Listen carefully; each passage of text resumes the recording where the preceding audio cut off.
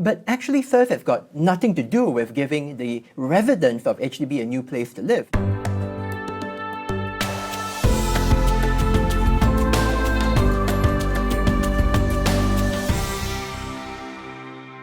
Hello everyone, I'm Sharda Harrison and welcome to SG Now. In the studio today, I have with me the very talented, I love doing this every time Dharmik is in the studio. We've got Dharmik in the studio. How are you doing, Dharmik? I'm doing good. You really? Are you doing good? Mostly, yeah. How much sleep did you get last night, Dharmik? Enough. So, today we're going to talk about housing, or rather rehousing. What does that actually mean? We're going to talk about the Selective En Bloc Redevelopment Scheme. Also with us in the studio is Professor Walter Theseira, Associate Professor of Economics from the Singapore University of Social Sciences. Now, Professor Theseira is also a former nominated Member of Parliament. Professor Theseira, thank you so much for being with us today. Oh, thanks for having me here. We're very excited to talk about this topic. Really also because I'm going to get an HDB flat this year because I'm finally 35 and single, waiting for that. This is not a marriage ring, guys. This is a fake ring. I should just take it off so everybody knows how single I am. Well, before we talk about this, Dharmik and the other CityJos went out onto the streets to find out about what these residents of the affected blocks thought about SERS. I'm interested to find out.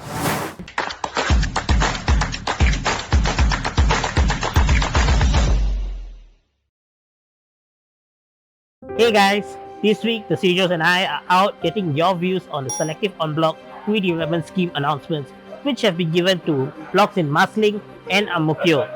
What this entails is that the government has chosen some blocks and are going to take them back, but in return they are offering units to the current residents. But not all residents are happy with the units that have been offered, and today we are at block 562 in Ang Mo Kio, where residents are planning to hold a petition. We are going to find out what the residents think and what are your thoughts on the Selective En Bloc Redevelopment Scheme. I was prepared to live here till my end of my days as I'm retired, and I was kind of, it's a bittersweet information and announcement of the government to go on en bloc. Yeah, having to leave my currently lovely unit. I just follow up because anyway I'm going to move out soon also. For long-term residents here, they'll be greatly affected lah. I'm not so affected because I already sold off the unit just waiting to move out only. I feel sad. I stayed here for quite long. There's a lot of memories here. I think I'll be very surprised because house should be a permanent place. This new house, of course, we are happy of our current house then, but then the composition of the old house and the new house is a lot of difference. Even though they give the nice house, smaller house, it's not comfortable for them. Well, extremely unhappy and again frustrating. It should be at best the same in terms of the cost and in terms of the size. The en bloc sales to us is like a one-to-one exchange, but not a lot of compensation, like we have to pay more for another flat. I think give subsidies to compensate because the new house is technically usually smaller. I guess there should be enough notice to inform them they should move out, and also compensation with another flat that is similar in size and also location-wise. Well, I think it's good to give a few options in terms of the location, in terms of the environment, and in terms of accessibility to the food court or to the kopitiam or to the doctors or to the clinic. Now that we've talked to the residents, it's clear to see that a lot of them are angry, frustrated, and even sad at the implications that SERS has on their livelihood. I mean, I'm hoping there is a happy ending to all of this. I really do hope so. With that said, this has been CityJo Dharmhik for Singapore One. Goodbye. And we're back. So Dharmik, tell us about your thoughts about what you found out from the residents and other Singaporeans on the ground. Yeah, a lot of it was negative, right? Because you're comparing the current en bloc and what happened in previous instances. To them, the biggest problem is that previously when they got the new house, it usually felt like they're getting an upgrade, they're getting something better. But now they feel they are losing a lot more because they are basically moving to smaller houses, and they don't feel that the value is sustained for the houses. That's a hot topic for today because it's really either Boon or Bane. Are you lucky if you get this SERS, notification announcement, or are you unlucky? Some of them even compare it to a lottery. Right. That was interesting. Professor Theseira, what are your thoughts to this? I think part of the problem is what's the real purpose of SERS, right? So I think when each of us as residents of HDB, we look at SERS, we think about it as, okay, this is a scheme about giving us a new place to live, and we're not very happy, of course, when the compensation terms for the new place they offer don't seem to be as good as our present place. But actually, SERS has got nothing to do with giving the residents of HDB a new place to live. The main purpose of SERS is to redevelop a particular area in our HDB towns. So I think there's some, difference between how we understand it as people and how policymakers see the issue. For I think redevelopment is not a unique policy, just specific to HDB in Singapore. I mean, does it affect a large group of people each time? If you look at some of the downtown areas or some of the older housing estates where SERS has taken place, one of the big reasons to do SERS is you might have originally, for example, planned a fairly low-rise housing block there because back then, that might be in the outskirts of town. But today, it's right next to these bustling commercial and industrial areas. So if you don't take the opportunity to add a much taller HDB block there, you're actually giving up on a lot of opportunity to put more people into proximity of these amenities and workplaces. So, a SERS has historically only been applied to a small fraction of flats. But I think as we go forward, if we look forward, right, there are going to be more and more HDB estates which will have to be redeveloped. Even if they're not redeveloped under the SERS scheme, they will be redeveloped eventually under the so-called Voluntary Early Redevelopment Scheme, the VERS scheme, which is going to be something that is applied more broadly speaking to HDB estates as they get closer to the end of their 99-year leases. So, long story short, I think more of us living in HDB estates will have to face redevelopment at some time if we're living in an older estate. It may not be SERS, but it may be some other redevelopment scheme. What has changed in the perception of SERS, right? Okay, let's take a few notes. There was a time when HDB owners saw SERS as a boon, right? As a very good thing. They would get new flats, and then the 99-year clock will start all over again. Oh, right, we're actually leasing the space. Some homeowners even made a tiny profit from selling their flat, which had been selected for SERS. But this time, it just seems that there's more anxiety and a feeling of displacement that's happening. So, Professor Theseira, why do you think there's a change in perception? I think it's important to note that, to my knowledge, the actual policy, the mechanics behind how they compute your fair compensation and how they assign you a replacement flat, those actually haven't changed. But what has changed is the location where SERS is being applied. And a lot of the earlier SERS projects were in downtown areas, or they were in older public housing estates in the southern part of Singapore, where the key really is many of these estates, the surrounding land values and the income for people who want to live there had grown dramatically over time. A lot of the times the owners of the flats there, they were sitting on very large paper gains. The other thing, of course, is that they were being offered replacement flats in BTOs very close to their present location, which means in the downtown, the near downtown central part of Singapore. And these were highly, highly, highly desirable BTOs. So the residents knew that they were actually receiving a kind of lottery ticket, right? And even if they may not have had the cash to top up, or maybe they didn't want to move, they were basically getting offers. They could get offers to buy over their flat and the rights to SERS from people who wanted a guaranteed into these desirable BTOs. So I think that was the difference.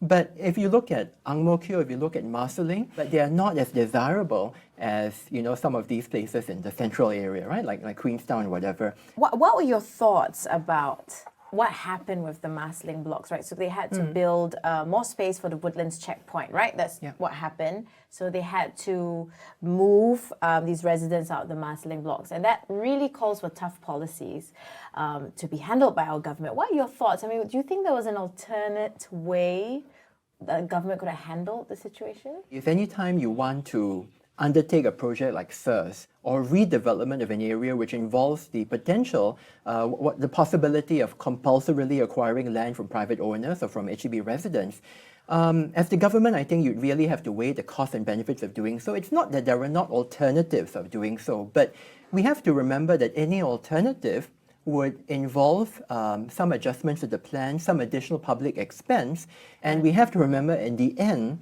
when we say something's going to cost the government money, actually there is no entity called the government. What it really is it's costing Singaporeans as a whole money, because it's not responsible to protect those couple of hundred residents at the expense of the other several million Singaporeans who are going to be facing much higher bills for. Some residents are upset that they now have to fork out extra money on top of what's been given to get the flat that they desire, right? I mean, there are a lot of people who spend a lot, doing up their house. There was a lady that I interviewed. She spent 100K on renovations. Oh, that's a lot of money, and she's only been there for 3 years. Oh dear. I saw some pictures she showed of her house. Right, it actually looks like a hotel.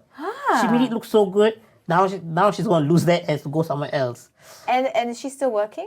No, she's retired. Oh no! It's for sure it's going to be a terrible heartache to of course. move. Yeah. This makes me quite nervous. Now I'm going to put back this ring on my finger and pretend someone's going to marry me. because conceptually, right, public housing is for everybody. Everybody can own a flat. That's what we're told. And that's what I strongly believe. Dharmhik, being on the ground and talking to people on the ground, has that changed your perception of wanting to be your own homeowner, public housing homeowner in any way? Personally, I want to at least get co-ownership of the flat I live in right now. Where as soon as I'm able to afford it, I want to own the current flat because I want to take some of the pressure off my mother, and I want to, it's good to say I own the house I live in. But also it's scary because it feels like if you own a house and you live somewhere, you should not go attached to it at all.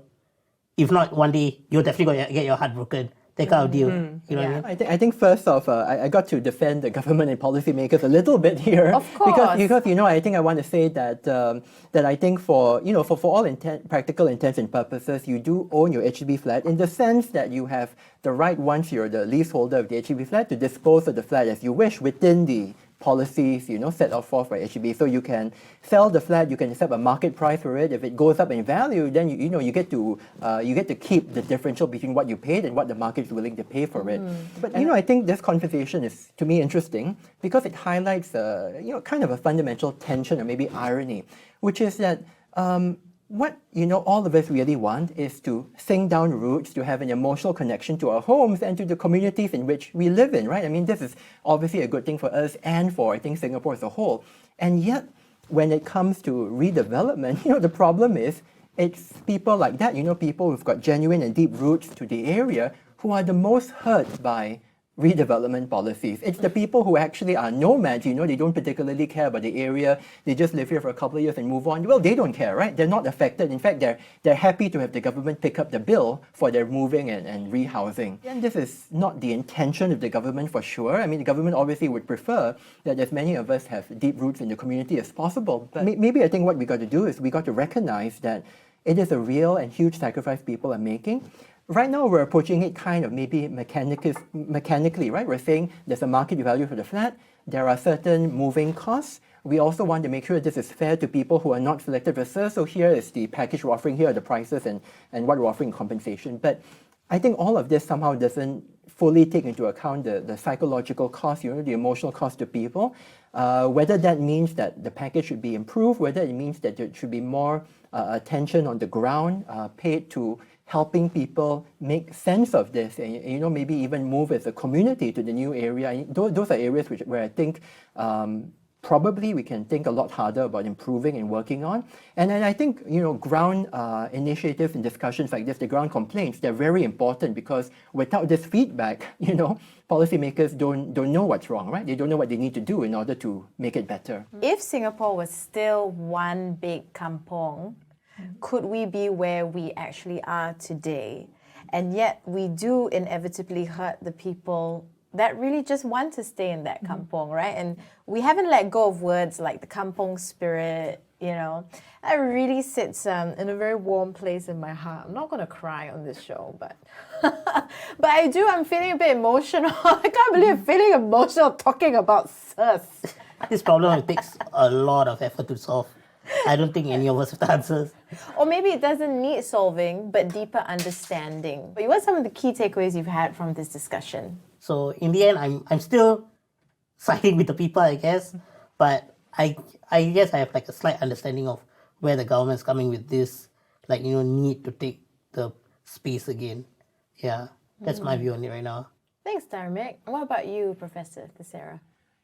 I think for me, it's about this tension between seeing an HDB flat as a home and also seeing it as an asset, because, you know, it also has a market value attached to it. And I guess the big tension here is that we may pay a lot of money to live in HDB flats. We may, you know, really want the flat value to go up over time, but we also want to sink roots in the community. We also develop these attachments to the house, right, and to the people around it. And I guess it's always going to be a difficult thing when we ask people to break those attachments, right? Whether they're doing it voluntarily, they're choosing to move away, or whether the government's coming in and saying that this area needs to be redeveloped, that's always going to be a painful thing. And, you know, I guess I don't think there's an easy way of actually resolving these challenges. So but it is something that I think will be done more and more often as time gets on, because our HDB flats are aging, and we're going to have to find, I think, better ways of treating this issue of redevelopment, because we surely don't want to go through all this heartache and anguish, you know, for hundreds and thousands of HDB residents, you know, year after year. So, yeah. Well, thank you so much to the two of you. Now, I mean, I walked into this topic today not really understanding enough about SERS, and you know, as someone that's walked into a lot of people's homes, conducting interviews and seeing all types of HDB flats, and one thing always strikes me is that people are very proud homeowners. So I really like what Professor Theseira said about this tension between seeing your home as your home or an asset, and then listening to Dharmik's perspective on really talking to the people on the ground and seeing whether people are happy or people are unhappy. And I think the biggest thing today is talking about it and understanding it in black and white or grey, and the challenges that are coming up ahead. So if you enjoyed today's conversation, please feel free to leave your own comments in the discussion or the comments section below. Remember to like, share and subscribe if you like this video. Also, we have our CityJos NFT still, you know, up for sale. Have you bought a Dharmik yet? Because actually I haven't. I keep saying every week I'll buy a Dharmik. This week I will buy Dharmik online. Thank you so much for joining us, and we will see you at the next discussion. Bye-bye.